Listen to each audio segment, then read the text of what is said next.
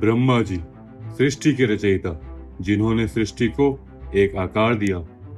पहले जब इस संसार की रचना नहीं हुई थी, तब सब शून्य था। ये पूरा संसार ब्रह्मा जी को ही सृष्टि के रचयिता के रूप में जानता है।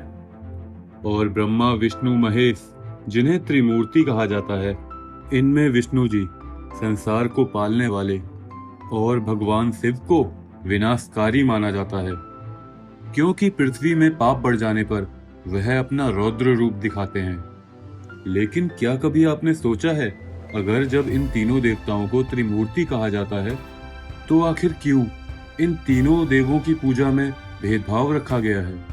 इनमें ब्रह्मा जी की पूजा क्यों नहीं की जाती, जबकि इस बात में कोई दो राय नहीं कि भगवान विष्णु और भगवान शिव, इनके पूरे देश और विदेश में ना जाने कितने मंदिर हैं। वे मंदिर या तो स्वयं उनके नाम से हैं, या फिर उनसे जुड़े किसी अवतार को समर्पित हैं, जैसे कि श्री कृष्ण मंदिर और श्री राम मंदिर, भैरव मंदिर आदि। लेकिन ब्रह्मा जी के मंदिर पूरे विश्व में आपको 3 ही मिलेंगे। इनमें से पूजा सिर्फ राजस्थान के पुष्कर में स्थित मंदिर में की जाती है। ऐसा क्यों? ब्रह्मा जी, जिन्होंने इस पूरी दुनिया को आकार दिया, ये वो महान देव हैं जिनके कारण इस पूरी सृष्टि को एक रूप मिला।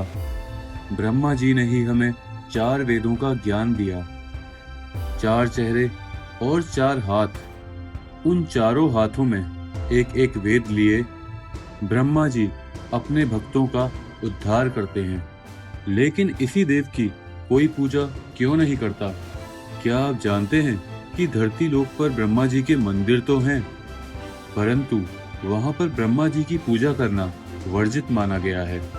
लेकिन ऐसा क्यों?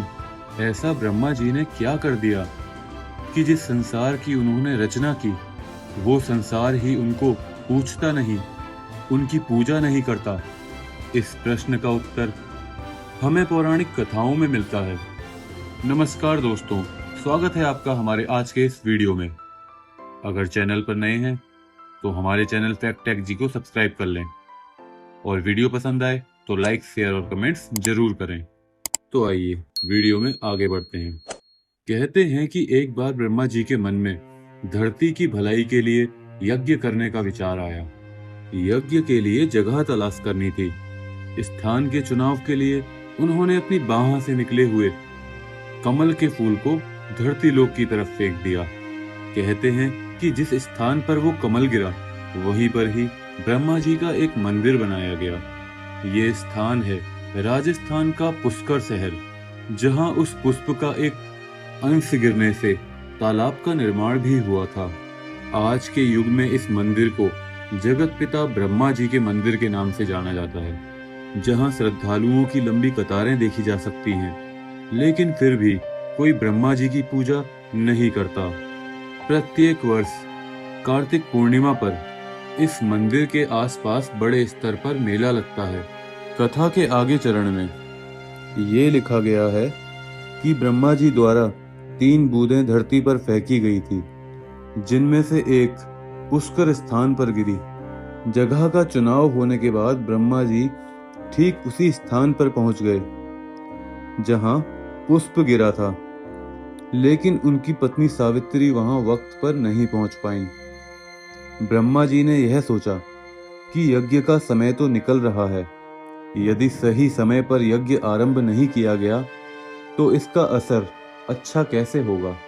परंतु उन्हें यज्ञ के लिए एक स्त्री की आवश्यकता थी, इसलिए उन्होंने एक स्थानीय ग्वाला बाला से शादी कर ली और यज्ञ में बैठ गए।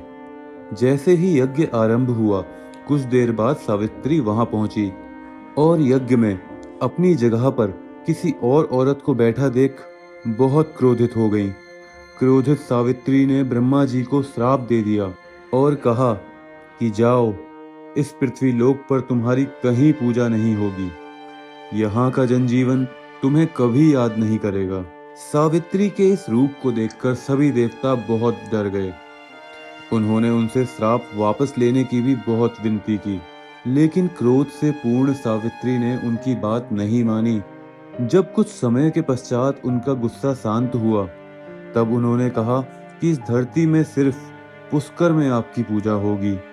कोई भी दूसरा अगर आपका मंदिर बनाएगा तो उसका विनाश हो जाएगा। पद्म पुराण के अनुसार ब्रह्मा जी पुष्कर स्थान पर 10,000 सालों तक रहे थे। इन सालों में उन्होंने पूरी सृष्टि की रचना की। जब पूरी सृष्टि की रचना हो गई, तब उसके विकास के लिए उन्होंने 5 दिनों तक यज्ञ किया था। कथा के अनुसार उसी यज्ञ के दौरान सावित्री वहां पहुंच गई थी, जिनके श्राप के बाद आज भी उस तालाब की पूजा तो होती है, लेकिन ब्रह्मा जी की पूजा नहीं होती। आज भी श्रद्धालु केवल दूर से ही उनकी प्रार्थना कर लेते हैं, परंतु उनकी वंदना करने की हिम्मत कोई भी नहीं करता। ब्रह्मा जी के साथ पुष्कर शहर में मां सावित्री की भी काफी मान्यता है। कहते हैं कि क्रोध से शांत होने के बाद मां सावित्री पुष्कर के पास पहाड़ियों में जाकर तपस्या मुक्त हो गईं और फिर वहीं की होकर रह गईं। मान्यता के अनुसार आज भी देवी यहीं पर रहकर अपने भक्तों का कल्याण करती हैं। वहीं ब्रह्मा जी के ना पूजे जाने के पीछे एक और कथा भी प्रचलित है। एक बार ब्रह्मा जी और विष्णु जी में विवाद छिड़ गया कि दोनों में से कौन श्रेष्ठ है। ब्रह्मा जी सृष्टि का रचयिता होने के कारण अपने श्रेष्ठ होने का दावा कर रहे थे और भगवान विष्णु पूरी सृष्टि के पालनकर्ता के रूप में अपने आप को श्रेष्ठ कह रहे थे। तभी वहां एक विराट लिंग प्रकट हुआ। तभी दोनों देवताओं ने सहमति से यह निश्चित किया कि जो इस लिंग के छोर का पहले पता लगाएगा, उसी को दोनों में से श्रेष्ठ माना जाएगा। अतः दोनों विपरीत दिशाओं में शिवलिंग का छोर ढूंढने के लिए निकले। छोर ना मिलने के कारण विष्णु जी लौट आए और ब्रह्मा जी भी सफल नहीं हो पाए, परंतु उन्होंने आकर विष्णु जी से कहा कि वे छोर तक पहुंच गए थे तथा उन्होंने केतकी के फूल को इस बात का साक्षी भी बताया। ब्रह्मा जी के असत्य कहने पर स्वयं शिव जी वहां प्रकट हुए और उन्होंने गुस्से में आकर ब्रह्मा जी का एक सिर काट दिया तथा केतकी के फूल को यह श्राप दिया कि पूजा में कभी भी केतकी का फूल इस्तेमाल नहीं किया जाएगा, और साथ ही ब्रह्मा जी को भी यह श्राप दिया कि उनकी कभी भी पूजा नहीं की जाएगी। दोस्तों, इन्हीं कारणों से ब्रह्मा जी की पूजा नहीं की जाती है। दोस्तों, किसी भी प्रकार की त्रुटि के लिए आपसे क्षमा चाहेंगे। आप लोग अपने विचार हमें कमेंट में साझा कर सकते हैं। आज का वीडियो आपको कैसा लगा हमें जरूर बताएं, और इसी तरह के वीडियोस देखने के लिए हमारे चैनल फैक्ट टेक जी को सब्सक्राइब जरूर कर लें। सर्वे शुभम भवतु। आइए मिलते हैं अगले वीडियो में।